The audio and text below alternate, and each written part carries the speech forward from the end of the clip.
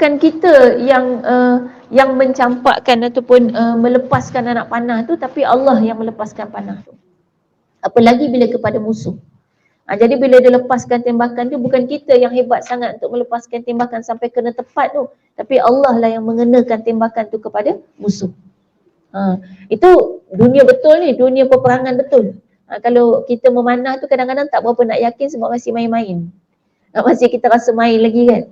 Jadi walaupun baca wa ma ramaita idh ramaita walakinnallaha rama, dalam hati duk kata aku ni baru je belajar manah, betul ke boleh kena. Kan, kita punya keyakinan tu masih tak berapa. Sebab tu memanah tradisional, kita sebut tradisional sebab ada memanah moden, ada memanah recurve sebagainya. Tapi sebenarnya itu memanah yang kita sebut tradisional inilah memanah dalam Islam. Yang memanah inilah yang akan menguatkan jiwa kita. Waktu kita lepaskan anak panah bukan dengan kehebatan badan kita, anggota kita, tangan kita, tak. Tapi dengan kekuatan jiwa kita yakin akan kena, baru kita lepaskan. Dalam peperangan tu yang kena berlaku. Sebab perlu diingat juga sebenarnya apa yang berlaku dalam online kelas-kelas online ni. Saya baru on mic, baru dengar, tak apalah. Yang ada masalah-masalah internet, masalah macam mana lah dia orang sekat-sekat ni, kena ingatlah sebenarnya Malaysia dengan Indonesia, kita ni sokongan kita kepada Palestin sangat hebat dan sangat kuat dan sangat diberikan perhatian oleh musuh. Sebab orang Palestin sendiri dah angkat bendera Malaysia dan Indonesia. Maksudnya kita lah belah Nusantara ni. Kalau Brunei, ya juga, tapi Brunei kan kecil kan. Jadi rakyat penduduk dia pun bukan ratus ribu itulah kan. Maknanya bilangannya mungkin dia kira masuk dengan kita lah kan. Baik. Jadi bila kita ni dah dipandang sebagai musuh betul, maka rasa dia diam ke? Dia tak diam. Jadi kita mungkin boleh angkat bendera, kita boleh pakai maflar, kita boleh pakai menunjukkan sokongan, tapi jangan lupa persiapan peribadi kita. Kita kena ada persiapan, bukan kata semangat-semangat gitu je, sebab mereka target kita. Ini sebenarnya kalau kita nak faham, benda ni dah panjang cerita daripada zaman Nabi. Nabi SAW tu dah pernah bagi tahu dah bahawa kebangkitan Islam pada akhir zaman itu akan bangkit dari timur. Jadi bukan Arab lagi. Sebab tu Arab diam, kita tak heran.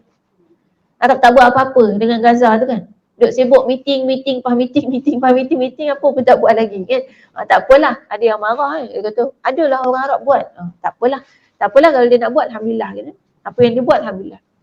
Tapi sebenarnya kita boleh tahu tu, tanda-tanda orang yang buat sesuatu lillahi ta'ala dengan yang ada tujuan-tujuan dunia ni ada tanda. Nabi dah bagi tahu tanda-tanda dia. Golongan munafik pun ada tanda. Dan golongan munafik ni akhir zaman ataupun dalam keadaan peperangan tu lagilah kita boleh nampak. Dia orang munafik ni dia akan nampak muncul jelas bila keadaan susah. Waktu senang susah nak nampak. Dia tersembunyi. Sebab waktu senang dia orang munafik ni baik tu. Sebab tu kita tak boleh kata orang tu baik sangat. Dah, baik kena baik di sisi Allah. Sebab orang munafik ni memang baik sangat. Allah cerita dalam Quran, orang munafik ni cerita dia paling panjang dalam Quran. Dibanding cerita orang Islam dengan orang kafir, orang munafik punya cerita paling panjang. Dalam awal surah Al-Baqarah. Orang munafik ni Allah sebut setiap ada satu surah kan, Al-Munafiqun. Kan? Allah cerita dalam tu orang munafik ni tu'jibuka qawluhu. Orang munafik ni dia punya penampilan dia, perkataan dia sangat menakjubkan kamu. Jadi dia tu baiknya tu lebih baik daripada orang biasa. Baik dari segi sikap bila depan orang. Kenapa? Sebab dia memang nak tackle orang pun. Nak suruh orang suka dia. Kan? Jadi dia memang sengaja akan membaikkan sifat dia. Ada orang yang mungkin kalau kita nak kenal, kalau orang dalam rumah kita tu kadang ada munafik. Bila kat luar bukan main baik dalam rumah. Itu munafik. Jadi antaranya kita boleh belajar paling kurang kalau kita adalah orang dalam rumah kita macam tu. Betul. Dia baik dia tu memang macam tak pijak semut tak mati. Macam malaikat dia. Baik dia tu kadang dahsyat sangat sampai orang kagum. Kan ingat Abdullah bin Ubay ni kan bapa munafik zaman Nabi kan. Itu dilantik jadi pemimpin kan, dan hampir-hampir dia tu jadi ketua atas semua. Maksudnya pemimpin tertinggi, hampir. Kalau Nabi tak muncul masa tu. Sebab apa boleh jadi pemimpin tertinggi? Sebab orang suka dia. Maknanya dia baik. Bukan hari ni kita dengar nama dia munafik. Munafik kita bayang dia jahat. Dia baik. Baik dari segi sikap dengan manusia. Dan kemudian Lagi hebatnya dia ni pernah wakaf masjid. Oh, kita kalau dengar orang wakaf seorang individu wakaf sebiji masjid. Bukan takat baik biasa-biasa, dah perangai baik, wakaf masjid pula. Ni masjid ni siapa punya duit? Kerajaan, individu, jemaah, kumpul ramai-ramai kan, bukan seorang kan. Tu pun kita dah rasa orang yang kumpul duit tu baik dah kan, sebab mahu untuk berwakaf. Ini seorang bina satu masjid tu memang dia punya harta semua. Jadi menakjubkan baik dah tu, bukan baik biasa-biasa. Tapi rupanya masjid tu masjid Nabi namakan sebagai masjid Dharar. Masjid yang membinasakan. Yang sebenarnya masjid tu memang didirikan untuk bersaing dengan Masjid Nabawi. Masjid Nabawi tak cantik. Masjid Nabawi bukan macam sekarang. Sekarang ada payung dia paling canggih kat dunia kan. Masjid mana ada payung gitu kan. Payung buka tutup. Zaman Nabi tak ada Masjid Nabawi tu pelepah tamar kan. Buat daripada pokok tamar, kira macam tempat solat je lah. Tak ada cantik-cantiknya. Masjid Abdullah bin Ubay buat cantik untuk bersaing dengan Masjid Nabi.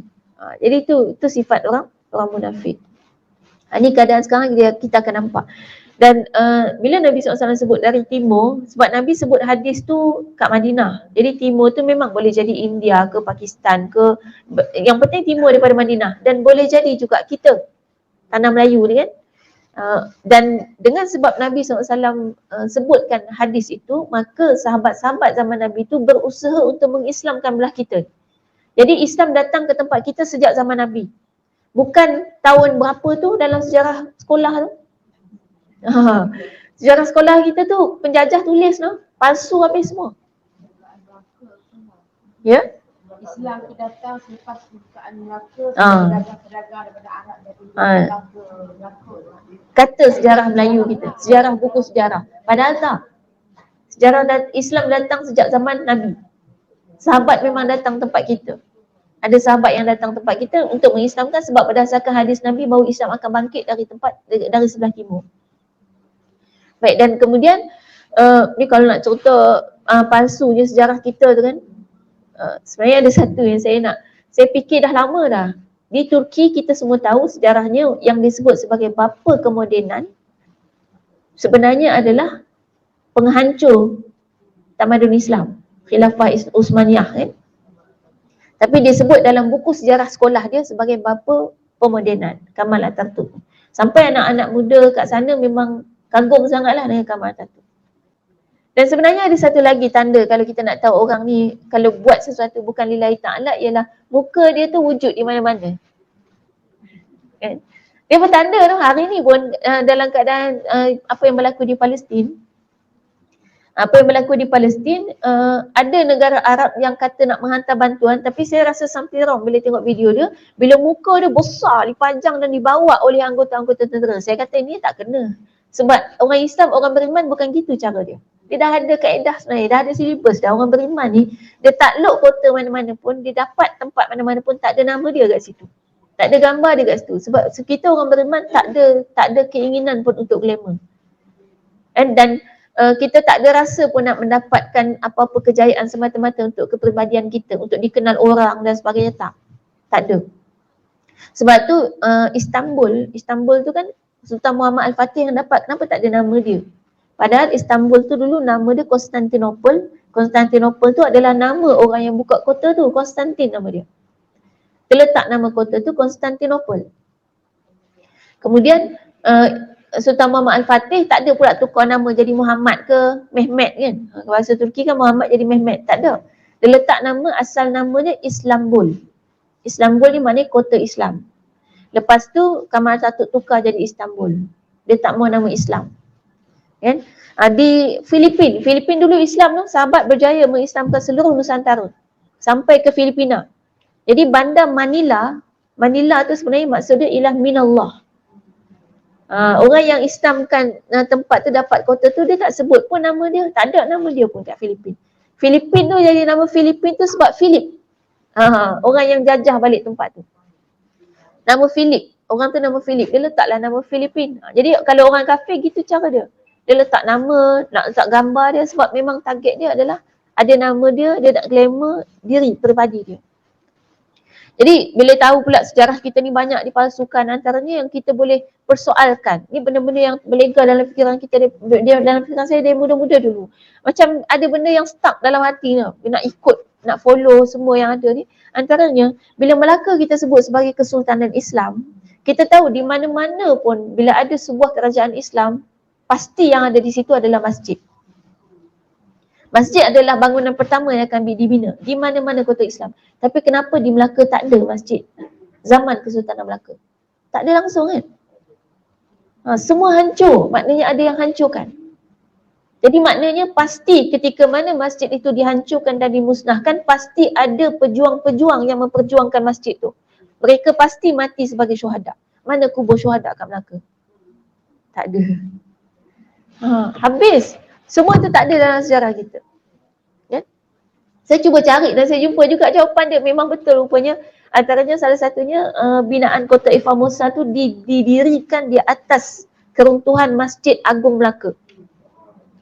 Dan banyak syuhada kat sana. Jadi ulama pesankan kalau pergi Kota Formosa tu doakan untuk syuhada kita di sana. Kuburnya dihilangkan. Tak ada. Tinggal kota tu je yang ada. Yang di Melaka tu kan binaan-binaan Kesultanan Melaka yang ada tu, yang dimuziumkan tu semua dibina semula. Bukan yang asal. Yang asal tu kita teringin juga, rasa macam teringin nak tengok Sultan Melaka punya istana macam mana bentuk tu. Kan? Tapi tak ada. Itu kadang-kadang bila ingat balik kan, kita ni kena tipu habis lah kan. Sejarah-sejarah kita semua, kita tak kenal bangsa kita. Kita tak kenal agama kita yang ada di tempat kita. Sampai rasa macam kalau boleh nak naik mesin masa pergi sana. Nak tengok balik kita apa sebenarnya yang berlaku. Dah dipalsukan. Dan apa tujuan sejarah tu dibuat macam tu? Nombor satu, ingat tak berapa orang je minat subjek sejarah masa sekolah? Majoriti tak minat. Saya termasuk yang tak minat masa sekolah. Maksudnya ada satu kaedah dan teknik untuk membuatkan sejarah tu jadi satu yang sangat tidak diminati untuk dipelajari. Menyebabkan kita tolak tepi langsung sejarah. Bila kita tak minat masa zaman sekolah, lepas tu memang tak minat.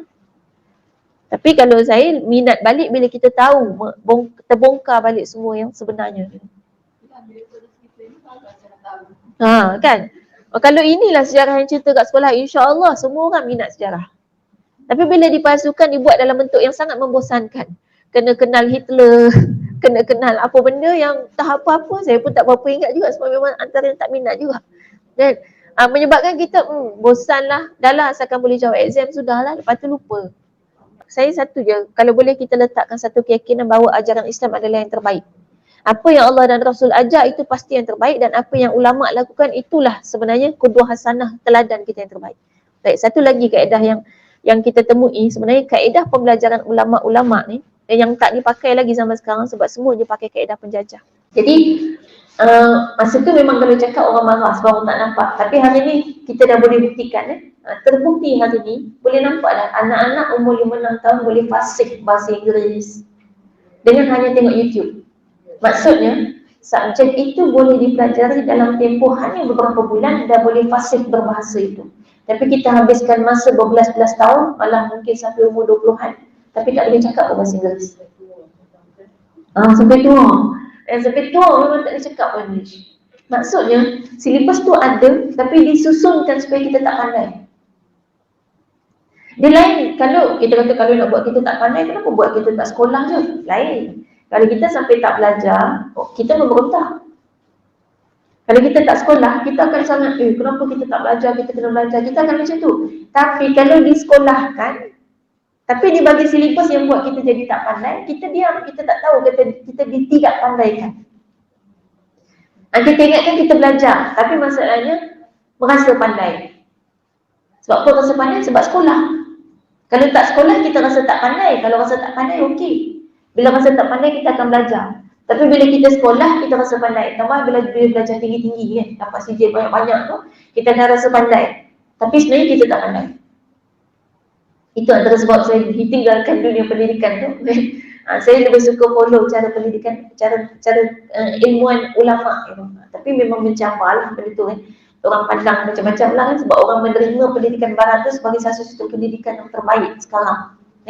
Baik. Kemudian macam mana cara dia tu buat jadi tak pandai? Sekarang bila kita belajar lagi, ingat balik ulama ni cara belajar dia macam mana? Cara belajar dia akan habiskan satu silibus. Makan masa berapa lama pun tak kisah, 3 tahun, 4 tahun, 5 tahun. Contoh gini, Imam Malik ni adalah penulis atau penyusun kitab Al-Muwatta. Ada kitab Al-Muwatta ni kitab hadis. Ulama-ulama besar, Imam Bukhari, Muslim semua tu belajar kitab Muwatta. Dan kitab Muwatta adalah kitab yang dihafal oleh ulama selepas mereka menghafal Quran. Jadi maknanya kaedah dia hafal Quran. Okey, habis Quran, tukar kitab Muwatta. Habis kitab Muwatta, hafal semua, tukar kitab lain. Akan pindah ke ulama-ulama. Baik, maksudnya kaedahnya habiskan silibus satu persatu. Kita lebih fokus, lebih ingat dan benda itu lebih melekat. Tapi silibus sekolah kita dia buat macam mana? Sehari berapa subjek belajar?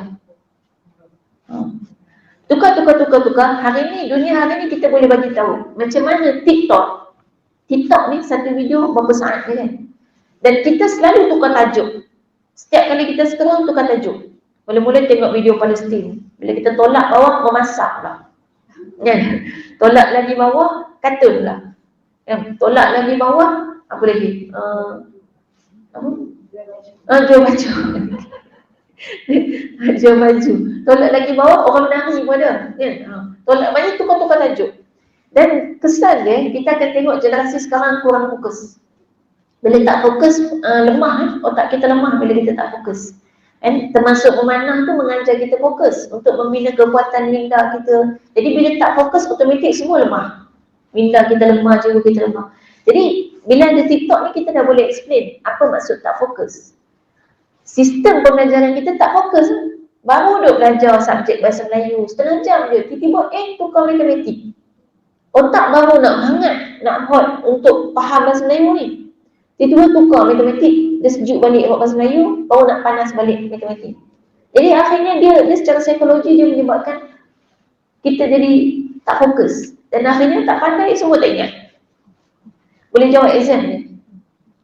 Lepas tu yang lagi kesian, exam tu jadi ukuran hebat atau tidaknya anak kita. Padahal setiap anak kita ada bakat yang sangat berbeza-beza. Kesian. Saya kesian tengok. Memang kadang nangis tengok.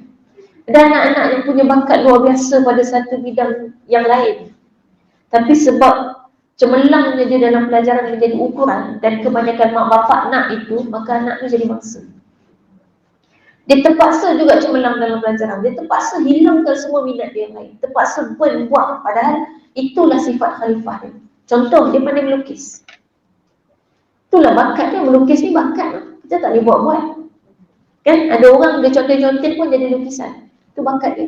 Tapi sebab mak bapak nak kata kalau anak tu tiba-tiba duk melukis, dia tak pandai subjek sekolah, orang akan kata anak dia gagal. Maka mak bapak paksa juga anak tu untuk belajar, tak boleh melukis sama sekali, akhirnya tenggelam bakat. Kalau kita kata, apa faedah melukis? Ya Allah, bagi kita sifat khalifah semua ada faedah. Hari ni bukan banyak ke cerita-cerita tentang Palestin dan Israel yang digambarkan dalam bentuk lukisan. Itu faedah dia. Dan orang lebih faham lukisan daripada tulisan. Kan dikartunkan. Itu bakat-bakat. Apalagi kalau tiba-tiba anak kita duk lukis kartun lagi, kita marah. Sekolah duk melukis kartun. Jadi maksudnya itu bakat-bakat yang pelbagai, yang akhirnya kita tenggelamkan hilang sifat khalifah. Itulah punca kita jadi lemah. Padahal Melayu ni adalah tamadun yang sangat hebat dulu sebelum penjajah datang. Kita yang masuk dalam buku sejarah kita ada istilah lingua franca. Bahasa Melayu dipakai secara antarabangsa. Kita kena tahu kalau bahasa kita digunakan antarabangsa padahal kita tak menjajah mana-mana, maksud yang hebat. Orang guna bahasa kita bukan secara paksa. Dia merasa dia perlu belajar bahasa kita sampai dia boleh berbahasa dengan bahasa kita. Dan maknanya orang Melayu ni ada sifat-sifat yang hebat yang menyebabkan kita boleh bina tamadun kita. Tapi hari ni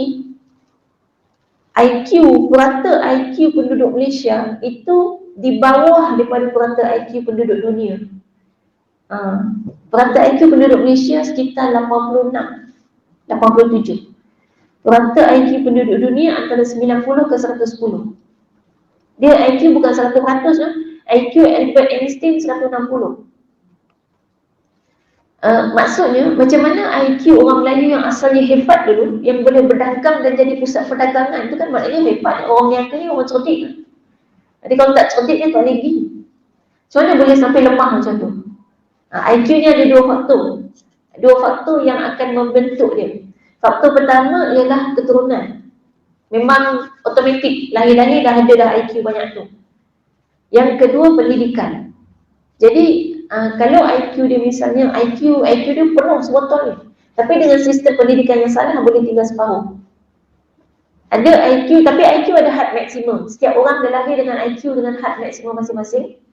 Katalah had maksimum IQ dia segini, segini je had maksimum. Dia takkan boleh pergi lebih pada tu, tapi kurang boleh. Dengan pendidikan yang salah maka IQ dia berkurang. Tapi dengan pendidikan yang betul dia boleh guna had maksimum IQ dia. Jadi inilah IQ yang kemudian direndahkan melalui sistem pendidikan. Tapi nak buat macam mana kita tak boleh nak ubah sebab kita tak ada kuasa. Tapi tak apa, kita boleh bawa pada yang dalam keluarga kita. Kita boleh didik yang kemudiannya akhirnya kita boleh melaksanakan tugas dan tanggungjawab kita mengikut sifat khalifah masing-masing. Itu sejarah yang banyak dikampungkan dan dihilangkan daripada tanah Melayu kita. Sampai kemudian bila Nabi sebut Islam akan bangkit dari timur, setelah Islam datang ke tempat kita, maknanya Islam apa ni? Malaysia, Indonesia, sekarang kita sebut Malaysia, Indonesia. Masa tu kita hanya ada dua, tanah Melayu dan tanah Jawa. Itu saja. Jadi tanah Melayu ni luas, sampai Filipin, dari atas sampai Kemboja. Itu semua tanah Melayu. Tanah Jawa lebih kecil lah, yang Pulau Jawa tu. Dan pulau-pulau kecil keliling Jawa tu ada sekitar berapa ribu pulau keliling Pulau Jawa tu, itu semua Jawa. Jadi kita sekali hidup Melayu dengan Jawa. Dan hang tuah dia disebut takkan Melayu hilang di dunia. Itu ada sambungan dia. Selagi Jawa ada di belakang. Sebab ada waktu Melayu diserang, itu Jawa ada yang sambung selama Islam dipegang kan. Maksudnya selama orang Melayu ni berpegang dengan Islam, maka dia tetap akan kuat. Tapi memang ada ketika tu ulama dari Pulau Jawa tu datang ke tanah Melayu untuk membantu kita. Itu pernah ada. Jadi kita kena ingatlah, memang orang Islam ni dari pelosok dunia mana pun kita akan datang membantu umat Islam. Itu sifat umat Islam. Orang beriman tu sifat dia. Jadi kalau tiba-tiba hari ni berlaku seteruk itu dekat Gaza, umat Islam boleh tak buat apa-apa, memang tak ada, tak kena. Memang mukmin tu hilang daripada diri kita. Sifat mukmin. Sebab dalam sejarah memang pelosok dunia mana pun, kena apa-apa kita akan pergi. Ni dah berlaku teruk-teruk kat China, kat Xinjiang, kita boleh doa, dia tak boleh buat apa-apa. Padahal Xinjiang tu kecil, kalau kita nak tolong boleh sangat. Berlaku lagi kat Rohingya, kat Myanmar pun kita tak boleh buat apa-apa. Umat Islam dibunuh ditangkap, disakiti padahal oleh kerajaan dia sendiri. Dan pembunuhan beramai-ramai di Tak Bai, selatan Thailand dulu, ditembak beramai-ramai umat Islam. Kita tak boleh buat apa-apa juga. Padahal dulu orang beriman jangan dikacau macam itulah, memang akan kena. Tahu musuh Islam berani kacau orang Islam, dia tengok kat mana? Dia ada tali ukur ni. Ada dia punya indikator nak tahu Islam kuat atau tidak. Semua orang boleh tengok. Tengok saf solat subuh berjemaah di masjid. Dan dia kata kalau kamu melihat saf solat subuh berjemaah di masjid itu sama banyak dengan solat Jumaat, jangan berani kacau Islam. Hari ni dia tengok saf solat kita, ada penuh masjid dalam. Separuh? Ada sebaris 2 baris. Semalam katanya banyak juga kat masjid tu 6 baris. Saya kata belum lagi tu. 6 baris tu kira banyak untuk zaman kita. Mana teruk sangat. Sebab tu dia berani kacau Islam. Dia tengok saf solat subuh. Ada makna pada saf solat subuh. Kenapa pejuang-pejuang Hamas tu dipilih? Pilihan utama yang pertama sekali yang boleh layak masuk untuk pemilihan seterusnya ialah tak tinggal solat subuh berjemaah kat masjid. Dan baru ni ada yang mati syahid kan, yang darah dia bau wangi kan, dekat Gaza kan, anak muda umur 16 tahun. Apa sebenarnya yang dia buat dalam hidup dia? Dia bila ada bukti macam tu, mati syahid, darah bau wangi, dengan dia tersenyum, maksudnya kita kena belajar apa dia buat dalam hidup dia. Rupanya yang dia buat dalam hidup dia ialah dia tak pernah tinggalkan solat berjemaah di masjid. Dan bukan setakat tu, setiap kali masuk waktu dia akan ajak kawan-kawan dia semua pergi masjid pakai phone. Dia telefon orang, jom pergi masjid. Sepanjang dia lalu nak pergi masjid, dia ketuk habis pintu-pintu rumah, jom pergi masjid. dan dia akan sangat sedih bila dia tahu ada kawan dia tak pergi masjid. Maksudnya hati dia mu'allaq bil masajid. Ada Nabi sebut hadis tu. Rajulun qalbuhu mu'allaq bil masajid. Hati dia melekat, tergantung kat masjid. Bila seorang lelaki, pemuda yang hati dia tergantung kat masjid, itu dah satu golongan yang sangat istimewa. Kita tengok orang lelaki dalam rumah kita, hati dia tergantung kat mana? Depan TV, atas katil, meja makan. Hati tergantung tu maksudnya situlah tempat dia paling suka pergi. Dan melekat fikiran dia tu kat situ je. Baik. Itu yang terjadi dalam keadaan hari ini. Cuma ni kita nak sebut sebab bila Israel tidak lagi memandang remeh pada kita lagi, Indonesia ni, maknanya ada kebimbangan dalam sejarahnya pun lepas kita Islam, kemudiannya datangnya Portugis semua tu sebenarnya untuk mengkafirkan balik tempat kita. Tapi alhamdulillah dengan jasa ulama kita masih lagi kekal dengan Islam, tapi Filipina dah berjaya dikafirkan. Asalnya Islam semua Filipina tu. Jadi kalau pergi berdakwah kat sana, kita boleh cerita sebenarnya mereka hanya kembali kepada agama nenek moyang. Mereka dah dikafirkan, berjaya dikafirkan oleh tentera Kristian. Dan kemudian di sinilah kita katakan kemudian Islam terbentuk, yang akhirnya penjajah datang sekali lagi tu. Bila dia tengok kita dah macam susah sangat nak dikafirkan, maka dia pun masuk melalui cara, tak apa, biarkan mereka ni dengan label Islam tapi pemikiran jauh daripada Islam. Itulah agenda dia menjajah kita. Dan ketika dia melepaskan kita, dia tak lepas macam tu saja. Percaya ke kita? Orang main datang sedap-sedap boleh ambil kita punya emas, biji timah, semua dia boleh dapat. Tiba-tiba nak tinggal kita macam tu saja dengan istilah bagi kita kemerdekaan. Indonesia dia pertumpahan darah, perang. Kita lepas macam tu je. Balik dari negara orang putih, tiba-tiba sampai Malaysia, merdeka. Itu dipersoalkan juga. Saya fikir apa yang berlaku kat sana tu, tak ada cerita tu apa berlaku. Balik-balik kita tiba-tiba British dah tak ada. Tapi masa kemerdekaan, di dataran merdeka di Malaysia tu, British ada majlis kemerdekaan kita. Tentera British ada. Maksudnya dia menyokong kemerdekaan kita. Takkan dia boleh bagi gitu je. Amerika, kalau kita nak tengok Amerika sekarang, baik sangat ke dia nak bagi kita macam tu? Mesti ada sesuatu yang dia dah berjaya dapatkan daripada kita. Yang tu je dia nak, dia dapat, okey lah. Jadi yang dia dapat daripada kita adalah buat kita jauh daripada Islam.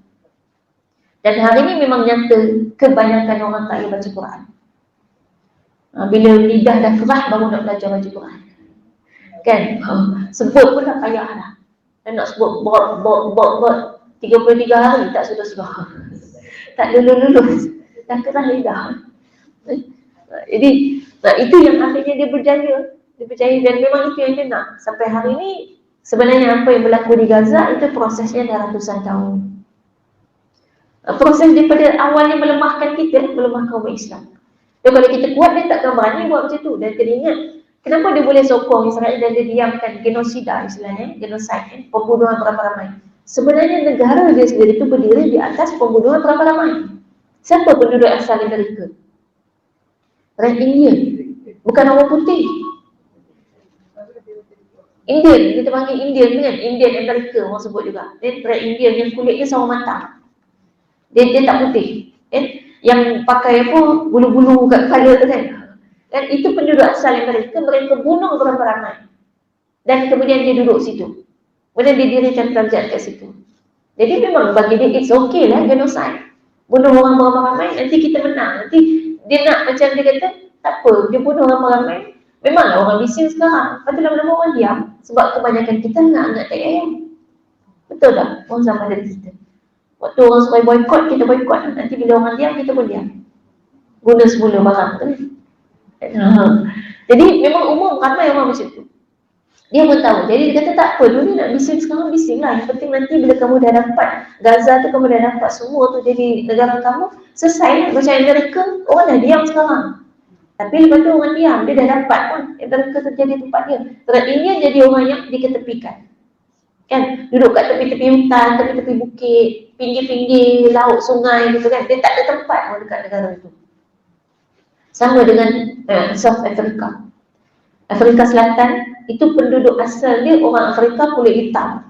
hitam betul tu kan, yang rambut keriting-keriting. Itu orang putih datang menjajah dan bunuh beramai-ramai sampai akhirnya sekarang kalau kita pergi, bandar dia orang putih punya. Orang hitam pergi mana? Duduk kat dalam hutan. Hutan dia semua, hutan dia busuk, dia bukan hutan macam kita. Duduk kat tepi-tepi pantai, tepi-tepi, duduk tepi-tepi, pinggir-pinggir luar bandar. Tengah bandar tu semua orang putih punya. Jadi sejarah menunjukkan bagi mereka genocide is okay. Membunuh beramai-ramai tak apa. Orang bising sekejap je, nanti orang diam. Yang penting kita dah dapat kuasai. Tapi cuma satu dia lupa. Dia buat genocide dekat Amerika, itu orang bukan Islam. Dekat Afrika Selatan tu orang bukan Islam. Tapi Gaza orang Islam. Orang Islam lain. Islam ni dia ada semangat. Kita dalam sejarah kita, ketika mana kita ditekan secara zahir, secara fizikal, kita semakin kuat. Dulu dia orang dah buat resolusi dah masa perang salib. Lepas dia kalah tu kan, dia dah buat resolusi. Dia kata kita memang takkan berjaya lah untuk menjatuhkan Islam dengan cara perang. Sejarah dah membuktikan. Ribuan tahun dah kita perang dengan orang Islam, tak pernah menang. Orang Islam sikit mana pun sentiasa dia menang juga. Jadi dia dah tahu, dia dah ambil pengajaran, dia dah buat kesimpulan, dia pasti akan kalah kalau dia serang fizikal. Tapi sekarang dia tak sabar. Dah tak tahan dah. Lambat sangat dah serang psikologi. Dia rasa lambat sangat kan. Jadi dia serang fizikal. Tapi ingatlah, bila serang fizikal kita tak pernah kalah. Dalam sejarah kita tak pernah kalah. InsyaAllah kita memang boleh menang. Sebab kita ada pertolongan Allah. Dan sebenarnya lepas daripada perang salib, bila dia buat agenda nak serang psikologi kita, dia buka lah University Oxford. Oxford University yang hari ni kita pandang hebat dan kagum. Kata tu pusat pendidikan semua, itu pusat orientalis yang mengkaji Islam khusus untuk menjatuhkan Islam. Dan mereka wujud sampai sekarang. Dia khatam Quran, baca Quran lagi fasih pada kita. Tafsir khatam. Kita baru nak tafsir hari ni surah An-Nas. Tak masuk lagi. Tapi sebenarnya itulah isi surah An-Nas ni, kejayaan kan. An-Nasr ni maksudnya pertolongan. Jadi tak apa, kita masuk tafsir kita. Baik, surah An-Nasr. Surah An-Nasr pendek je 3 ayat. Kita kalau baca surah An-Nasr ni, biasanya kalau imam baca surah An-Nas dalam solat dia tu kita lega, laju habis. Dia surah paling pendek lah, maknanya dia 3 ayat. Bukan paling pendek, dia yang lebih pendek. Nak apa ini lebih pendek tapi dia antara yang pendek. Baik, jadi dia ada 3 ayat saja, diturunkan semasa Haji Weda dekat Mina. Dia surah Madaniyah. Jadi cerita turunnya surah An-Nasr ni, kita kalau matikan bunyi dia, kita akan baca An-Nasr. Ada beza dengan An-Nas. An-Nas tu Qul a'udzu birabbin nas, hujung dia sin, yang ni sad. Cuma sebab tak ada roh, kalau kita matikan jadi An-Nas. Satu lagi An-Nas. Beza nah, kod Melayu sama mungkin. Sebab dua-dua S. Kita sebut An-Nas. Kalau letak baris sebenarnya kod kaedah Arab dia tak berapa betul lah. Dia memang kena An-Nas. Kalau letak baris dia kena ada sambungan. Baik, An-Nas, kita baca An-Nas.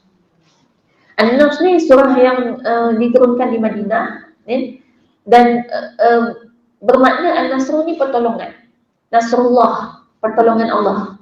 Ada orang nama Nasrullah kan? Maksudnya pertolongan Allah. Nasrun minallah, pertolongan daripada Allah. Kalau kita dengar khutbah Abu Ubaidah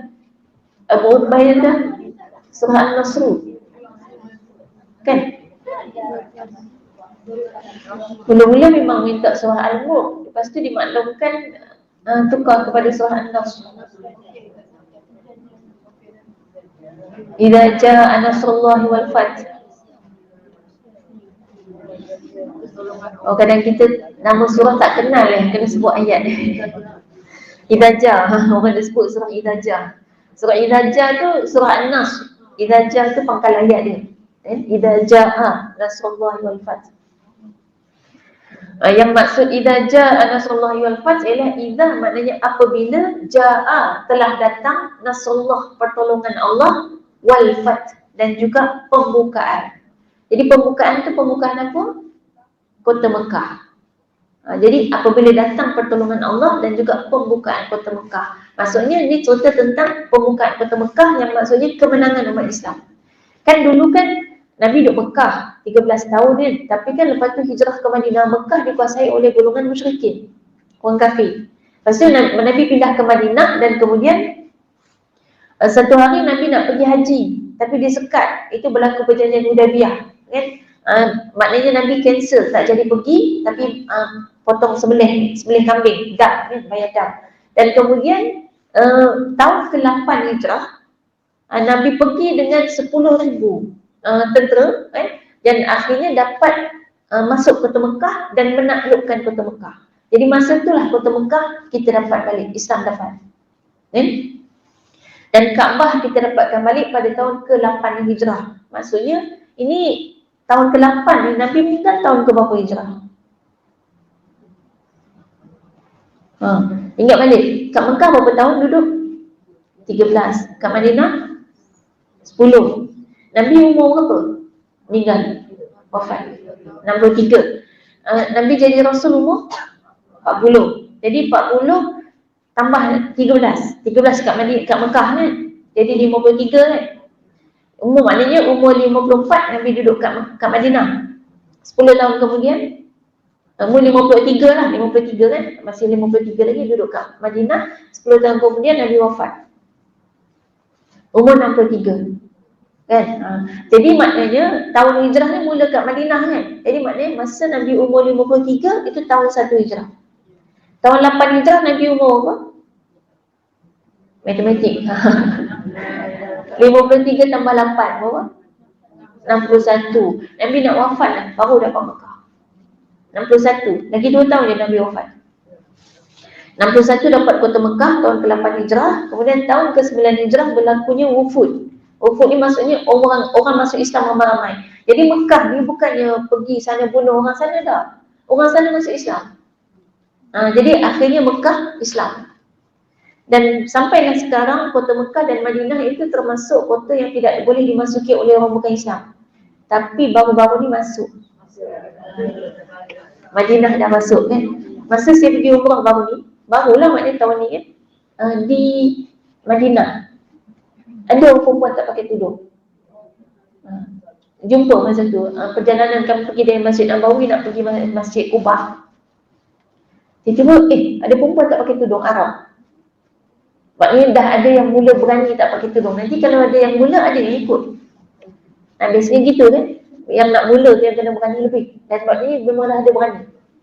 Rambut keting orang Arab ni. Memang kalau budak Arab memang selalu tak pakai tudung. Ini bukan budak-budak. Dia dah masuk usia mungkin awal 20-an. Dah berani untuk tak pakai tudung. Allahuakbar, depan ni sana memang Arab Saudi dah bebas kan. Dah bebas, tak wajib pakai tudung, tak wajib pakai hitam macam dulu dah. Bekerja pun dah bebas. Masa kami sampai ke airport tu, yang jaga bahagian kaunter visa tu, perempuan Arab ni, memang pakai hitam, pakai pudar. Tapi aurat dia tak berapa kali terselah. Sebab tudung dia dililit macam tu. Bila dia pusing tekuk sana nampak. Ini aurat yang termasuk berat tu, sebab dekat sini ni. Dia aurat yang ringan ni yang ujung-ujung. Ujung tangan, ujung kaki. Tapi kalau aurat sini dah tengah. Dan dia macam tak kisah je.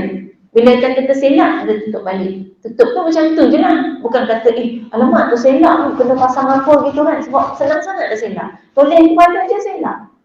Tapi dengan santai dia boleh macam tu je. Tutup.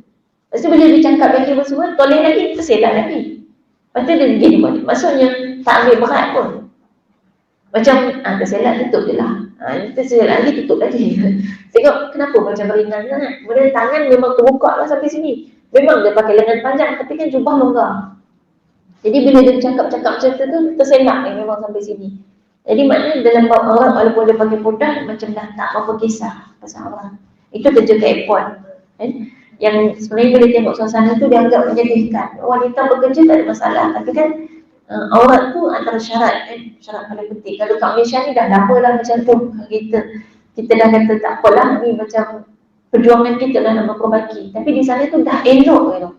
Sekarang ni dia nak makin keadaannya makin bahaya.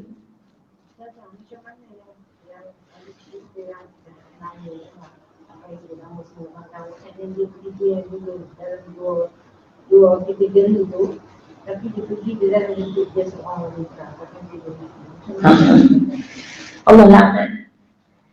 Orang lelaki yang menyerupai wanita ni ada hadis Nabi SAW sebut lah. Dan la'ana yang ni disebutkan tentang Rasulullah SAW. La'ana Rasulullah SAW. Rasulullah SAW melaknat lelaki yang menyerupai wanita dan wanita yang menyerupai lelaki. Jadi maksudnya ni ulama bincang menyerupai itu setakat mana? Setakat mana dikatakan menyerupai? Jadi rupanya bukan kalau sampai tukar jantina sampai betul-betul operation tu lagi parah lah. Yang ulama bincang ni walaupun setakat meniru pergerakan tu saja dah dilaknat. Jadi orang lelaki tiba-tiba melambai tanpa sebab. Tiba-tiba jalan macam sotong. Itu saja Allah dah laknat walaupun masih pakai pakaian lelaki. Apa lagi betul-betul dah tukar terus jantina, mengaku pula jadi jantina lain dengan operation, dengan makan hormon, dengan semua tu, maka Allah laknat. Dan kenapa tak diazab? Manusia ni ada istidraj. Istidraj ni maknanya Allah menangguhkan azab supaya dia makin jauh daripada Allah. Macam Fir'aun, kalau ikutkan hari dia mengaku jadi Tuhan, Tuhan mati. Kenapa hidup sampai lama? Berpuluh-puluh tahun hidup. Kita ada Islam. Tapi setelah apa yang dia buat, apa peranan kita dalam Jabatan Muhammad Islam dalam Malaysia ni yang patut kita lakukan kepada kita yang dinamakan dalam Islam. Baik, peranan kita bila kita tengok suasana macam tu, confirm memang kalau yang ada kuasa kena kuat kuasakan undang-undang. Memang kena kuat kuasa undang-undang. Dan boleh sangat macam Saudi dulu buat undang-undang pakai gitar. Sebab dia ada kuasa, dia boleh buat undang-undang tu. Di Aceh, dia boleh buat undang-undang tak tutup aurat kena saman. Sebab ada kuasa. Jadi maknanya orang yang ada kuasa memang dia kena buat tindakan undang-undang. Kalau tak buat, maka dia kena jawab di hadapan Allah. Sebab tu Allah letakkan salah satu golongan yang juga akan mendapatkan naungan di pada masyarakat nanti adalah imamun adil. Seorang pemimpin yang adil. Adil ni maksudnya dia menjalankan hukum Allah. Sebab tak mudah nak buat. Bagi kita pula orang awam yang tak boleh nak buat apa-apa, kita yang pertama doa dan selamatkan keluarga kita. Sebab hari ni bila tengok di media sosial benda tu jadi macam normal, kena selamatkan keluarga kita. Takut-takut anak cucu kita rasa normal juga. Hari ni normal, sangat normal bila dia orang berlakon tukar-tukar jantina. Padahal benda tu dosa. Sangat normal kan lakon-lakon seorang dia berlakon, kejap dia jadi mak, kejap dia jadi ayah, kejap dia jadi anak. Dia berlakon dalam video, konten-konten TikTok ke YouTube kan dia berlakon ada tu kan. Dan orang rasa normal kan. Macam lawak-lawak, kita pun tengok ketawa-ketawa. Padahal tu Allah laknat. Dan lama-lama bila banyak sangat golongan-golongan yang dilaknat Allah, maka tempat kita ni tidak mustahil dan layak juga untuk menjadi tempat yang dilaknat Allah. Kalau kita kata, kita pergi masjid, takkan kena juga. Bahkan, orang yang pergi masjid tu kena dulu. Kenapa? Sebab kita diam. Itu memang terjadi bila kata ada satu kampung yang dilanda bencana, kemudian malaikat tanya kepada Allah, bukan ke dalam kampung ni masih ada orang soleh, kenapa dia kena juga? Allah kata bahkan orang soleh tu yang kena dulu. Sebab dia baik seorang-seorang. Dia biarkan orang keliling dia dalam dosa. Sebab tu kita memang tak boleh baik seorang-seorang. Sebenarnya baik seorang-seorang ni kawan setan. Kawan setan. Jadi setan bukan kawan dengan orang jahat je, dia kawan dengan orang baik juga, tapi yang baik seorang-seorang. Yang musuh setan siapa? Yang ajak orang lain untuk buat baik. Baru jadi musuh dia. Sebab tu dia mula musuh, blog sana, blog sini, blog TikTok, blog dia kacau-kacau tu. Sebab kita ajak orang. Kalau kita baik seorang-seorang, dia tak apa. Dia okey, dia lagi seronok. Sebab dengan adanya kita tu lah layak tempat kita nak dapat azab. Sebab ada kita yang baik seorang-seorang. Yang itu juga yang selama ni dimomokkan dalam masyarakat kita, sehinggalah masyarakat Islam kita umumnya faham bahawa asalkan kita tak kacau orang, kita tak ada masalah dengan orang, kita baik. Kan kita faham macam tu kan, yang penting kita tak ada masalah dengan orang. Tak, orang baik ni adalah orang yang paling banyak masalah dengan orang. Siapa orang yang masalah dengan kita? Geng-geng setan lah. Jadi memang akan ada masalah. Jadi jangan harap dan jangan fikirkan kita tak mau gaduh dengan orang. Sedangkan dalam Quran Allah bagi tahu kita ada musuh. Macam mana kita ada musuh kalau kita tak mau gaduh? Allah bagi pula dalam hati kita ada perasaan marah, ada perasaan benci, itu untuk apa? Mesti ada kegunaan. Bukan benda tu benda tak baik. Semua yang ada dalam diri kita tu baik, asalkan kita guna tepat pada tempatnya. Jadi diberikan kepada kita musuh yang Allah sebut dalam Quran. Musuh kita adalah syaitan, musuh kita adalah Al-Yahud wal Nasara, Yahudi dan Nasrani yang menjadi musuh-musuh kita. Maksudnya bila tahu macam tu, kena hati-hati dan kena selamatkan orang sekeliling kita daripada terjebak kena dengan musuh-musuh ni. Sebab tu kalau Israel benci kita, Alhamdulillah. Saya kena block dengan TikTok, saya buat posting Alhamdulillah. Kali keempat saya kena block. Okay? Maknanya Alhamdulillah sebab apa? Sebab kita dibenci oleh musuh Allah. Sebab tu hari ni kalau kita masih ada rasa takut nanti kalau dia serang kita macam mana? Kalau kita jadi macam Gaza macam mana? Kalau ada rasa takut macam tu, taubat cepat-cepat pada Allah. Kalau kita dibenci oleh musuh Allah, Alhamdulillah, itu nikmat. Jangan sampai tiba-tiba kekasih Allah benci kita. Orang beriman benci kita, itu yang bahaya. Tapi kalau orang yang memang memusuhi agama Allah kemudian dia benci kita, dan mereka ni kita tahu kalau dia benci kita, dia takkan diam. Dia kalau benci, dia memang akan buat sesuatu. Sekarang kita kena siapkan diri kita. Macam mana kita nak satu yang akan dibagi tahu kat kita. Apa yang akan buat kita lemah adalah cinta dunia dan takut mati. Yang ni kita nak buang. Sekali kita takut mati, kita lemah. Kita akan boleh dibeli oleh musuh Islam. Dulu zaman penjajahan kita panggil kain barut tu, itu kan dibeli. Jadi dibagi duit banyak-banyak, dan memang sebenarnya dulu British datang ke tanah Melayu, dia bawa berkapal-kapal emas. Untuk apa emas-emas tu? Dia bukan ambil emas tempat kita, dia bawa berkapal-kapal emas untuk beli orang-orang Islam Melayu yang boleh dibeli. Itu termasuklah ada pembesar-pembesar Melayu juga yang dibeli. Kerja dia apa? Senang je. Cerita je dekat British apa yang orang Melayu bincang. Senang kan? Lepas tu dapat satu kapal emas. Emas sekapal. Yang dia makan sampai 7 keturunan tak habis. Keturunan dia ada sampai sekarang. Yang kaya-kaya ajaib, kaya-kaya tak buat apa-apa tu. Itu dibeli lah. Jadi kerja dia senang. Dan dia kaedah musuh ni, dia bagi kat kita, bukan pilihan dia nak ambil emas ataupun tidak. Pilihan dia nak ambil emas atau kena seksa. Agak-agak kita kalau dibagi pilihan tu macam mana? Contoh dia kata ni, aku nak bagi kau ni duit 5 juta ringgit. 5 juta ringgit buat kerja apa? Kamu datang je kelas Razak Hotel Angin, lepas tu nanti kamu cerita kat kita apa dia cakap. Contoh. Kalau kamu tak mau buat, kamu ditangkap, kamu diseksa, kamu akan dicabut. Antara seksaan ulama dapat dicabut kuku, disebat dan direndam dalam air najis sampai berbulan-bulan, dan dilepaskan anjing lapar. Itu seksaan-seksaan yang ulama pernah dapat. Pilih. Tak payah jawab sekarang. Tak apa kalau sekarang, tak, kami tetap akan setia. Tapi jawab dalam hati kita, iman kita. Pilihannya adalah diseksa atau dapat duit 5 juta. Buat kerja senang je. Dan adanya golongan ini juga lah antara punca kejatuhan kerajaan Turki sebenarnya. Dan sentiasa ada, golongan ini sentiasa ada sampai kiamat. Kita tanya diri kita, kita boleh dibeli tak dengan RM2 macam tu? Kalau nak tahu gini senang, hari ini pernah tak terlintas dari fikiran kita terani nak kaya tapi tak payah buat apa-apa? Banyak kan orang begitu kan? Itu yang kena scam. Itu yang masuk scam cepat kaya. Jadi dia nak goyang kaki tapi duit masuk. Kalau ada fikiran macam ni, inilah petanda-tanda kita boleh dibeli oleh musuh Allah. Sebab tu kita selalu ajar dalam hidup kita ni, jangan fikir tentang nak duit, nak dapat kerja, nak gaji berapa dah. Fikir tentang apa kerja kita nak buat, cukup. Fokus kepada buat je kerja. Rezeki Allah akan bagi, pasti.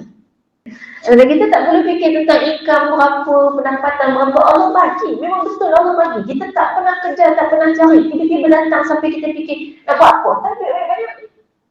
Sampai kita rasa macam tu Allah bagi.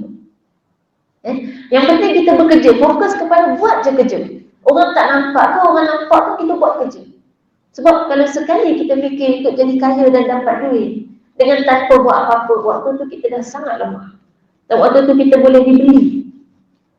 Dibeli untuk hanya melakukan kerja ringan, dibagi duit banyak, dan dengan itu kemudian yang lepas kita mati, kita akan sangat menyesal bahawa kita telah menjual agama kita, menjual bangsa kita. Dan generasi lepas kita tu hancur. Cuba tengok apa yang terjadi kepada umat Islam hari ini di tanah Melayu. Ini dia punya saham, semua dia akan didapati oleh orang yang telah buat kita jadi macam ni. Dan meninggal orang ni yang telah bersetuju mengambil perjanjian daripada orang kafir, yang telah bersetuju merosakkan sistem hidup kita sampai bukan sekadar keilmuan kita rosak, fizikal tubuh badan kita pun dirosakkan. Hari ni kalau kita kata kita dah nampak wajah Amerika yang sebenar, kita nak bagi tahu, percaya lagi tak kita dengan WHO tentang BMI? BMI tahu BMI? Tak tahu. Ada yang tak jaga BMI, okey juga kan? Sebab saya antara yang saya prihatinkan tentang kesihatan, jadi saya ambil kisah BMI. Cuma saya sangat memberontak soal BMI. Sampai saya pernah cakap dengan kawan doktor dietitian, saya kata gini, BMI ni yang ukuran berat badan, ketinggian, jantina, umur, dapat angka berapa kita akan dikira sebagai obesiti ataupun normal dan sebagainya. Saya kata yang saya tak boleh terima macam ni.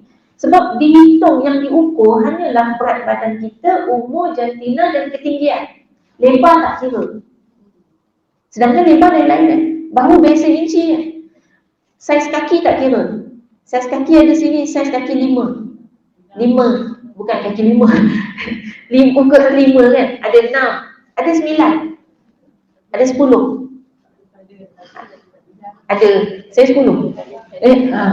Orang tengok, sebab tu masuk kedai kasut selalu orang tak percaya tengok saya sebadan biasa kaki 10. Ya betul, memang betul lah. Saya dulu nak cari kasut, kita cari kedai international. Pergi negara Arab pun saya dah jaga Mesir, saiz 43. Sebagai saiz 43 kalau saiz Arab. Arab kata kaki awak lagi besar pada orang Arab kan. Orang Arab pun tak pakai kasut gini. Jadi nak cari kasut dekat Arab pun tak semua kedai ada. Dulu orang Indonesia kecil-kecil. Memang saya tak pernah beli kasut kat sana. Sebab pengalaman banyak kali dah masuk kedai kasut tak ada saiz. Thailand kecil Tapi Indonesia sekarang dah makin besar juga kaki dia. Dah ada lah saiz sekarang dah boleh jumpa. Itu yang saya perasan orang Indonesia makin besar lah. Saya tanya orang sana, kenapa nampak sekarang orang Indonesia makin sihat? Dia orang jawab makmur, makin makmur. Dulu saya observe, perhatikan bila mana-mana saya suka perhati observe. Orang sana tu badan dia boleh saiz XS. Itu majority. Tapi sekarang dah boleh jumpa lah saiz-saiz macam kita. Katanya makmur Allah Allah. Tapi dia gini, bila kaki macam tu, nak cerita ni gini, BMI tak ukur kaki juga. Baik, kita nak tanya, kalau kaki saiz 5 dengan kaki saiz 10, berapa inci tu? Hampir 5 inci, tak ada berat ke? Ada kan? Berapa gram? Boleh jadi sampai sekilo kan? Sekilo tu dah masuk dalam timbangan kita. Lepas tu kalau terlebih sekilo tu, kita dikira obes. Kemudian saiz kepala. Kepala beza-beza dan tengkorak. Kalau kita perhati, saya selalu perhati orang kalau badan bahu dia kecil sikit, biasanya muka dia agak panjang. Kalau bahu dia lebar, biasa muka dia bulat. Dia memang padan lah sesuai. Kalau bahu dia kecil tapi muka bulat, bulat dia bulat kecil. Bulat yang tengkorak dia kecil. Ni boleh tengok kawan-kawan. Saya duk tengok dari kecil-kecil dulu perhati. Takkanlah tengkorak ini mesti beza berat dia. Kenapa dia tak masuk ukuran tengkorak? Ukuran tengkorak tak diukur kan? Sama dengan pergelangan tangan. Pergelangan tangan kita ni kawan-kawan ni, kalau kita pegang tulang dia tak sama besar. Ada orang lebar tapi pegang tulang juga. Ada orang kecil ada je. Tulang juga gitu. Jadi sama-sama dah sampai ke tulang. Maksudnya saiz tulang tak sama. Tapi tak dimasukkan juga dalam BMI. Hasilnya apa? Hasilnya bila semua orang menganggap dengan sehat, bila kita ikut BMI itu, maka banyak orang akan sakit. Sebab misalnya dia punya tulang lebar, besar. Tapi dia nak kejar juga BMI normal, maka dia kena kuruskan badan dia sampai tinggal tulang. Betul, kawan saya itu doktor sebab dia dietitian. Dia wajib ikut BMI. Kalau tidak, dia tak layak jadi doktor. Tapi baru dia lebar, tulang dia lebar. Dia tak tinggi, dia rendah. Tapi saya tengok tengkorak kepala dia besar, tulang bahu dia pun lebar. Tapi sebab dia terpaksa ikut BMI tu, dia bagi tahu sebenarnya dia tak sihat. Dia selalu pingsan. Tak cukup zat. Dia makan, dia tak boleh makan betul-betul. Dia kena ikut BMI dia. Kalau tidak, dia tak boleh kerja sebagai dietitian. Dan kemudian orang yang terlampau kurus pula, yang memang tulang dah halus pula, ya. Kemudiannya bila nak ikut BMI, dia terlebih berat. Saya ingat masa saya sekolah dulu, ada kawan tinggi sama dengan saya. Berat dia masa tu 38, masa tu saya 50. Sama-sama tak gemuk lah, kurus, sama sekolah menengah. Tapi tulang memang beza, dia halus sangat. Memang tulang dia halus. Kalau tengok jari dia, tangan dia, memang beza sangat. Itu tulang dia, tulang. Jadi sampai sekarang berat dia lebih berat pada saya, ya. Lebih berat, maknanya dia betul-betul membesar dengan lemak dan daging. Dengan keadaan rangka tulang kepala kita korak pun kecil. Memang jadi orang halus lah, badan halus ni. Maksudnya dengan berat yang sama, dia sangat tak sihat. Dan saya ni mungkin secara fizikal orang nampak, yelah kalau ukur obesiti je. Tapi saya tak beriman dengan obesiti, dengan dia BMI. Sebab tak ada siapa boleh jawab. Sampai saya cakap dengan kawan dietitian tu, akhirnya kawan dietitian tu mengaku dia tak sihat sebab lepas saya ikut BMI. Dan saya tanya banyak orang, ada yang kata sebenarnya memang tak apa-apa tepat. Setakat tu je dia orang boleh jawab. Jadi tak ada siapa lagi boleh jawab. Ni kalau ada doktor boleh tolong jawab. Mana nak letak ukuran kaki 5 inci yang lebih 1 kilo, mana nak letak ukuran tengkorak kita yang tak sama besar, mana nak letak tulang-tulang kita yang tak sama saiz. Mana dia? Ada yang kata, kalau gitu kena ikut rangka Eropah lah. Masalahnya masa kita timbang berat kita kat Malaysia, dia tak letak pula kita Eropah. Saya timbang baru ni ada program kesihatan dekat Masjid Negara. Dia ada pula buat ukuran kesihatan tu. Tak ada pula dia kata, awak masuk BMI Eropah. Tak ada. Dia terus masukkan BMI orang Melayu sebab kita orang Melayu. Dan kemudian dia letak obesiti. Tapi saya beritahu, saya cek kesihatan dalaman semua, darah, kencing, kemudian kesihatan organ-organ kita boleh cek cara refleksi semua tu. Semua yang dia kata total sangat sihat. Bahkan kolagen sangat tinggi. Dia kata semuanya berada dalam keadaan sangat baik dan umur pun dia ingatkan umur 30-an. Saya dah 40 lebih. Maksudnya keadaan dalaman dia sangat sihat. Saya kata dah lah, cukup lah kalau dalam badan saya sihat, orang fizikal orang nak nampak apa pun tak apa lah, kita tak sama. Tapi itu BMI itu datang daripada WHO. Maksudnya satu ukuran nak letakkan agenda supaya kita semua kerja yang satu poin itu sampai orang jadi tak sihat lah. Kalau boleh cek lah kesihatan tu. Macam contoh kalau kesihatan dalaman darah, cek darah, cek air kencing tu dia boleh cek kita punya kencing mana darah tinggi, itulah ukuran sihat dia. Kalau kesihatan organ sebenarnya boleh cekkan lidah dengan tapak kaki. Kalau yang tahu ilmu refleksi, dia tapak kaki dia boleh picit-picit macam gini. Kalau nak tahu, kalau kita pijak batu-batu sungai ataupun batu refleksologi tu, kalau sakit mana ada organ tak sihat. Sakit itu sakit yang menyucuk pedih sampai kita tak boleh nak berdiri, tak boleh nak jalan atas batu. Itu maknanya ada organ tak sihat. Tapi kalau sakit, memang sakit dia ada batu kan. Kalau sakit biasa-biasa kita masih boleh jalan, insya-Allah sihat organ. Organ tak sihat ni dia akan ada masalah kesihatan lain. Antara lain makhluk halus dia suka duduk dalam organ yang sakit. Lidah kita ni kalau dia warna dia merah pink, kemudian bentuk dia tu normal lah, bulat. Yang lidah kan bentuk agak bulat tu, insya-Allah dia sihat. Yang boleh tak sihat ni kalau warna dia terlalu merah ataupun putih. Kalau putih maknanya badan kita lembab. Organ dalam badan kita lembab, kena banyak berjemur waktu duha. Gila buat aktiviti mana muda waktu duha.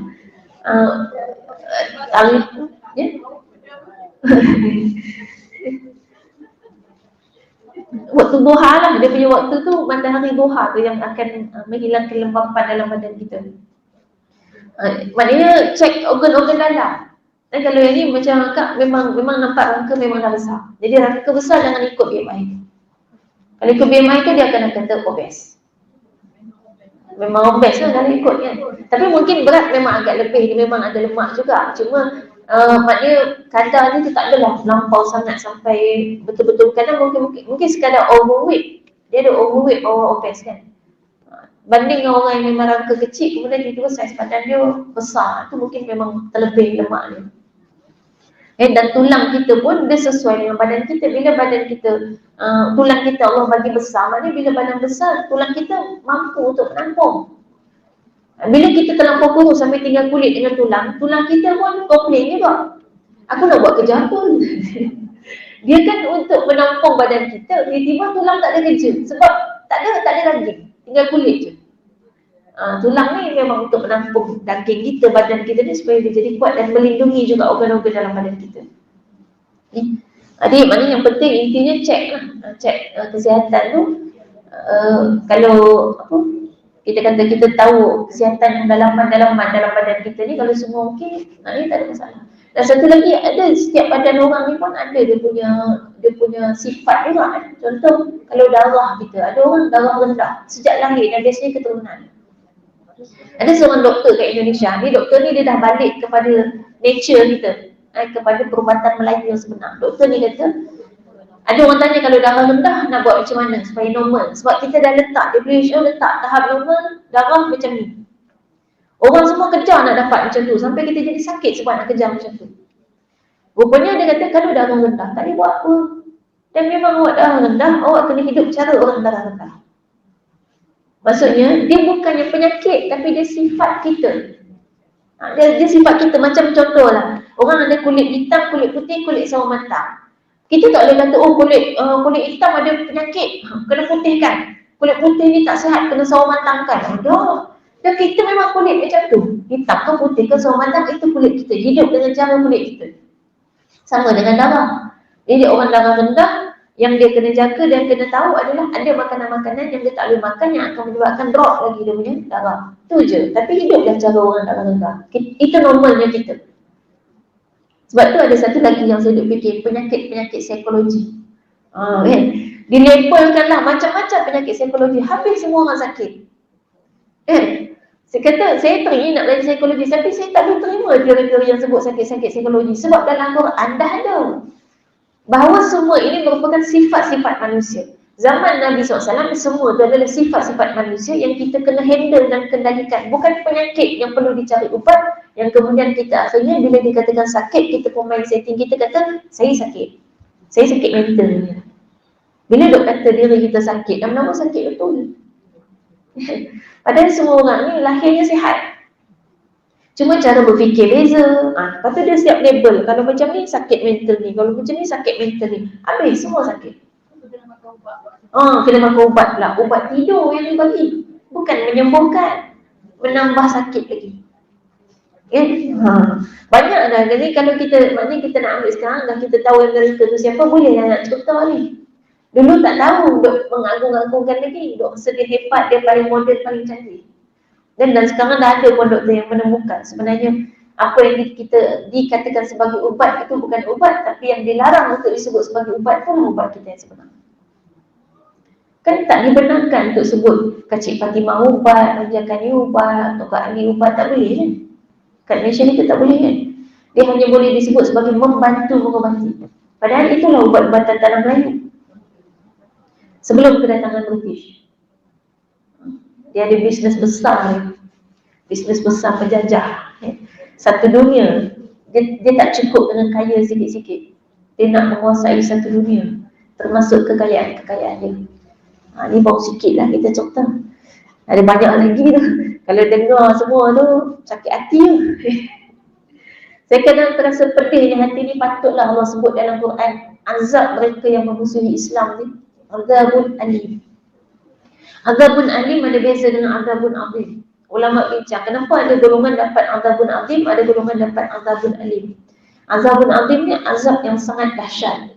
Azabun alim azab yang sangat pedih. Apa beza dahsyat dengan pedih? Baik, azab yang dahsyat ni untuk orang kafir yang biasa-biasa. Azab yang pedih ni adalah orang kafir yang memusuhi Islam dan juga orang munafik. Kenapa? Sebab perbuatan mereka memedihkan perasaan orang beriman. Jadi saya sebagai seorang Muslim, seorang Muslimah, apa yang memedihkan perasaan bila tahu permainan-permainan ni, dia mempermainkan kita ni macam Lego dan mainan-mainan yang dia boleh buat untuk mengawal keuntungan dia. Pedih perasaan. Macam tu sekali dia menyakiti saudara-saudara kita. Pedih. Tak apa, dia akan dapat azab yang sangat pedih di sisi Allah. Dan pedih ni beza dengan sakit. Kalau sakit, pisau terpotong tangan dia, potong tangan dengan pisau, terbelah, sakit. Tapi kalau pedih, tempat dia potong pisau tu kita perah limau. Tu pedih kalau nak faham pedih. Dia lebih pedih daripada sakit. Lebih sakit daripada sakit. Baik, ayat ni. Saya rasa dah habis masa lebih banyak tadi. Dan surah An-Nas pun pendek je. Nak bagi tahu bahawa pertolongan Allah tu akan datang. Idza ja'a nasrullahi wal fath wa ra'aitan nasa yadkhuluna fi dinillahi afwaja, dan kamu akan tengok manusia akan masuk Islam secara berbondong-bondong. Itu tahun ke-9 Hijrah tadi. Wufud tadi kan. Orang masuk Islam berbondong-bondong, dan hari ini terjadi lagi di Eropah. Dan sebenarnya masuk Islamnya orang Eropah ni Nabi dah contoh masa perang Khandaq. Ni kalau tengok peristiwa dengan saya rasa macam bahagia sangat. Dia sudah apa? Ya Allah, apa yang Nabi sebut selama ni kita nampak depan mata. Selama ni kita dengar-dengar aja. Ni depan mata. Apa yang disebut masa perang Khandaq? Itu sahabat ni waktu perang Khandaq tengah duduk gali parit ni, penat kan gali parit. Tiba-tiba ada sahabat tanya Nabi, "Ya Rasulullah, lepas perang kita ni kita dapat negara mana lagi? Maksudnya Islam akan sampai mana?" Nabi sebut Konstantinopel. Dan memang kita dah dapat itu tahun 1453, Istanbul sekarang. Lepas tu sahabat tanya, lepas tu mana lagi Rasulullah? Nabi sebut Eropah. Waktu tu orang munafik ada, dia ketawa. Dia kata orang mukmin ni tengah bengong sebab penat sangat. Penat sangat, dia gali parit manual. Lepas tu makanan dia tiap hari cuma tepung gandum yang satu tangan. Tangan ni celup air, lepas tu celup tepung gandum, makan. Itu je makanan dia setiap hari. Sehari sekali celup tu. Lepas tu kerja gali parit. Tu kadang boleh ingat balik tu satu lagi. Keperluan makan kita sehari sebenarnya banyak mana? Tu cerita lain lagi, panjang lagi. Sebab bila tengok balik dalam sejarah kan, makanan Nabi apa semua, jadi fikir balik, pasal apa kita makan sampai 6 kali sehari? Lepas tu kewajipan nafkah pun 2 kali sehari. Kewajipan suami bagi nafkah pada isteri, makan 2 kali sehari. Lebih daripada itu bukan kewajipan. Dia gini, kalau kita balik semula pada Islam, Islam itulah yang datang daripada pencipta kita. Maksudnya keperluan kita berdasarkan apa yang Allah dan Rasul ajar. Lain daripada itu, cari baliklah ada mai dari mana. Ada yang tak kena. Baik, tak apa, kita tak cerita yang tu. Tapi maknanya bila dicerita Eropah, masa itulah Muhammad Al-Fatih lepas dapat Konstantinopel, dia dah siap sedia bawa pasukan tentera nak pergi dapatkan Eropah. Sebab janji Nabi tu. Tapi rupanya dia meninggal masa tu, kena racun. Dia diracun, meninggal. Baik, kemudian Eropah rupanya ditinggalkan untuk kita. Yang masa ulama-ulama duk bincang macam mana cara dia. Macam mustahil nak berlaku perang lagi. Sebab kalau Konstantinopel perang kan, dapat kota tu. Baik, macam mustahil kan zaman sekarang nak perang. Orang Islam tiba-tiba nak pergi ambil Eropah tu dengan peperangan. Macam mustahil. Jadi ada yang sebutkan kaedah dia dakwah. Dan memang banyak orang Islam boleh masuk Islam kan. Orang Eropah boleh masuk Islam. Tapi rupanya sekarang dengan kejadian di Gaza, berpondong-pondong masuk Islam. Bukan sikit-sikit. Pakai kumpulan-kumpulan ramai-ramai. Dan yang belum masuk Islam pun pakai baca Quran dah. Sebab mereka pelik dengan keyakinan umat Islam di Gaza. Keyakinan jenis apa ni yang buat mereka sangat kuat ni? Dan akhirnya betul-betul bila tengok ni, ya Allah, inilah janji Nabi, Eropah akan Islam. Rupanya tak payah kita pergi sana. Dengan hanya apa yang orang Islam di Gaza buat, orang masuk Islam. Bayangkan betapa besarnya pahala orang Gaza. Darah yang mengalir itu tak mengalir sia-sia. Allah gantikan dengan umat Islam yang jauh lebih banyak daripada orang Islam yang ada di Gaza. Itu kemenangan. Bila masuk berbondong-bondong, kemudian idza ja'a nasrullahi wal fath wa ra'aitan nasa yadkhuluna fi dinillahi afwaja fasabbih bihamdi rabbika wastaghfir. Allah suruh tasbih dan juga istighfar. Bertasbihlah kamu dan beristighfarlah kamu. Innahu kana tawwaba. Sesungguhnya Allah tu Maha menerima taubat. Ayat ni, surah ni, waktu dia turun, satu hari Ibnu Abbas dibawa oleh Sayyidina Umar Al-Khattab masuk dalam majlis ilmu yang dalam tu adalah ada kita panggil veteran-veteran perang Badar, Ghazi, kan? Orang yang masuk perang Badar ni semuanya dijadikan syurga. Jadi waktu tu veteran-veteran perang Badar, tiba-tiba Ibnu Abbas ni kanak-kanak masa tu, dia budak-budak. Dibawa masuk dalam majlis tu, sampailah kawan-kawan lain ni yang ikut perang Badar ni rasa macam, kenapa tiba-tiba ada budak kecil boleh masuk sini? Kalau dia boleh masuk sini, kami pun ada anak-anak besar ni juga, nak juga bawa anak kami. Dia tak puas hati. Bukan tak puas hati, nak petikai nak. Macam rasa, kenapa tiba-tiba ada budak kecil masuk? Special apa dia ni? Kan? Rupanya Sayyidina Umar kata, dia ni lain. Ibn Abbas dia lain. Special dia apa? Satu hari Sayyidina Umar pun cakap dengan sahabat-sahabat dari Badar ni, dia tanya tentang surah ni. Kamu rasa surah An-Nas ni turun sebab apa? Dan kamu rasa disuruh tasbih apa ni, apa yang dimasukkan dalam surah ni? Sahabat-sahabat tu semua kata maksud dia ialah kalau kita menang, kalau orang masuk Islam ramai-ramai, kena tasbih. Kan, subhanallah kan? Kena istighfar pada Allah, maknanya memuji Allah. Lepas tu Sayyidina Umar tanya Ibn Abbas, apa pendapat kamu? Ibn Abbas kata, pada pendapat saya, surah ni maksudnya tak lama lagi Nabi akan wafat. Dan Sayyidina Umar kata apa? Aku tidak mengetahui selain daripada apa yang diketahui oleh Ibn Abbas. Maksudnya, betul apa yang Ibn Abbas kata. Jadi Sayyidina Umar nak buktikan, inilah special Ibn Abbas, walaupun dia kanak-kanak, dia bukan macam orang lain. Kalah, pendapat orang dewasa pun semua salah. Yang betul yang Ibn Abbas. Sebab tu dalam Islam, kita tak pandang-pandang lekeh kanak-kanak. Kanak-kanak ni hebat dalam Islam. Kalau dia betul-betul mengikuti cara hidup dan pendidikan dalam Islam, dia sangat hebat. Dari kanak-kanak lagi dah hebat. Sebab tu Israel takut dengan kanak-kanak. Sebab dalam sejarah kanak-kanak Islam tu hebat. Tengok kanak-kanak Gaza sekarang pun hebat. Bila nak dibom tu dia jawab apa? Hamailah bom kami, nak bunuh kami. Tak apa, bukankah kami akan dapat syahid? Bahkan kanak-kanak di Gaza ni berlumba-lumba. Bila bunyi bom, dia cakap dengan kawan-kawan dia, giliran aku pula nak mati. Seronok dia. Bila kata kenapa? Aku kena mati dulu sebab aku dah hafal 30 juzuk, kau belum. Dia punya gaduh tu macam tu, budak-budak kat sana. Itu kehebatan orang Islam. Mana ada anak orang kafir nak fikir macam tu. Nak fikir tiba-tiba nak mati, berobok-obok pula nak mati syahid. Tengok ada video tu kan yang kena bom satu bangunan tu, dia boleh main buat gelongsong. Maksudnya, it's okay. Kadang macam tu tak ada apa-apa. Dia orang okay. Kalau menangis, memanglah kalau sakit nangis. Normal kan? Menangis, sedih, kehilangan orang yang disayang. Tapi mereka dah siap sedia. Mereka tahu bayaran nyawa yang mereka gadaikan, itu hasilnya adalah dunia membuka mata. Jatuhnya kekuasaan penjajah yang sangat zalim. Yang mereka ni sangat zalim sebenarnya. Dia boleh buat pemikiran kita fikir dia maju. Itu satu penipuan besar. Tapi zalimnya kita boleh nampak bukti apa. Tadi daripada benda-benda maklumat-maklumat yang dia rosakkan. Maknanya dia diktator. Diktator maknanya zalim. Tapi macam mana orang tak sedar selama ni? Diktator je memang zalim. Cuma dia tak guna diktator, dia guna veto. Jadi dunia buka mata hanya dengan pengorbanan penduduk Gaza yang kecil itu. Tapi dia dah berjaya sebenarnya. Dia dah menang lama dah.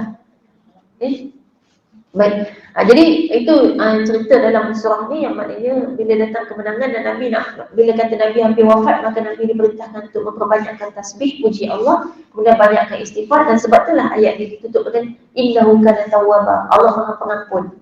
Pasal apa pengampun pula? Tadi kan cerita orang masuk Islam. Cerita orang masuk Islam itu Allah Maha Pengampun. Itu maksudnya nak suruh Nabi banyak-banyak siap sedia bahawa Nabi akan menemui akhir hayat ini. Baik, insyaAllah sampai situ. Mohon maaf ambil masa banyak kelajak-lajak. Mudah-mudahan membuka hati dan pemikiran kita juga, dan supaya paling kurang kita menambah keyakinan kita kepada Islam yang sebenar. Islam itu adalah yang terbaik. Amalkan Islam, pegang Islam dan kuatkan hati kita. Mudah-mudahan kita hanya takut kepada Allah SWT. Gaza akan menang. Gaza dah menang lama dah. Sebenarnya sebab kalau dia perang tentera menang dah, Hamas menang. Yang duk nampak macam tak menang tu pasal yang dibom perempuan, kanak-kanak, hospital, sekolah. Kita pun boleh buat kalau kita nak. Jadi kalau dari segi ilmu peperangan, kita boleh tengok sebenarnya tak menang pun. Israel tak menang. Gaza dah lama menang. Sebab apa? Sokongan satu dunia. Yang tinggal yang sokong Israel sebab ada kepentingan ekonomi, ada kepentingan-kepentingan, dan itu pun minoriti. Amerika sokong pun bukan negara Amerika, kerajaan dia je. Rakyat dia tak. Kan? Itu satu menang. Menang yang kedua, target Israel adalah supaya orang Gaza ketakutan pergi dari situ. Maknanya dia orang tak pergi, itu dah menang. Ketakutan, dia orang tak takut, happy lagi, seronok. Ketawa-ketawa lagi main longsor dekat tengah bangunan yang kena bom. Maksudnya gagal dari segi psikologi pun dia gagal. Dari segi orang kata akhirnya nak dapatkan kekuasaan pun dia gagal. Maknanya kita kata secara hakikat kalau kita perhatikan secara ilmiahnya dia dah gagal. Maknanya Gaza dah menang. Sebab kita berdiri atas agama, bukan tempat lokasi bangsa dah, agama. Jadi ini kan kalau kita nak balik semula, sebenarnya ini kejadian dia dah pernah berlaku dalam kisah Ashabul Ukhdud. Ingat cerita Ashabul Ukhdud? Tak tahu? Panjang pula kan? Kali lah Ashabul Ukhdud. Saya bila tengok Gaza tu, ni Ashabul Ukhdud zaman-zaman moden ni. Ada setengah pendapat kata Hamas dia bukan dijuangkan dari 5 tahun. Kita nak tengok dasar daripada ini. Ini saya ambil sumber daripada orang-orang yang baru je balik dari sana, yang dah 13 tahun, 14 tahun duduk kat sana. Memang mereka bagi tahu bahawa nombor satu, kalau kita nak faham gini, kaedah pemilihan tentera Hamas. Kaedah pemilihan dia nombor satu, solat Jumaat kat masjid, minimum subuh. Yang kedua, hafal Quran minimum 20 juzuk. Yang ketiga, berakhlak dengan akhlak Islam. Itu saja dah cukup kita kalau kita ada ilmu dia. Memang garis panduan dalam Islam, cara memilih ataupun disebutkan sebagai tentera hebat dalam Islam tu, itu ukurannya. Kita tak tengok senjata, tak tengok body dia betul-betul tak. Semua tu nombor kesekian-sekian. Tapi yang paling awal yang itu dulu. Jadi kalau itu dah jadi asas dia, itu dah kita dah faham, maknanya itu tauhid.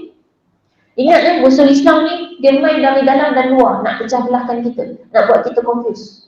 Yang saya ingat saya kena serang dengan soalan-soalan dalam TikTok tu pun antaranya untuk buat umat Islam yang maknanya orang yang hadir join TikTok masa tu mula confuse dengan bentuk soalan-soalan tu. Jadi kena siap dia juga, musuh akan cuba untuk confusekan kita. Yang jelas orang Gaza tak pernah bersebut atau menyalahkan Hamas. Maknanya mereka yang paling tahu kan. Mereka tahu kesan apa yang akan berlaku bila Hamas balas. Maknanya Hamas membela, tak diam tak. Dan pengasas Hamas tu sendiri, Tentera Al-Qassam, diasaskan oleh Syekh Ahmad Yasin yang dibunuh oleh Israel. Maksudnya jelas kalau Israel bunuh, maknanya musuh dia.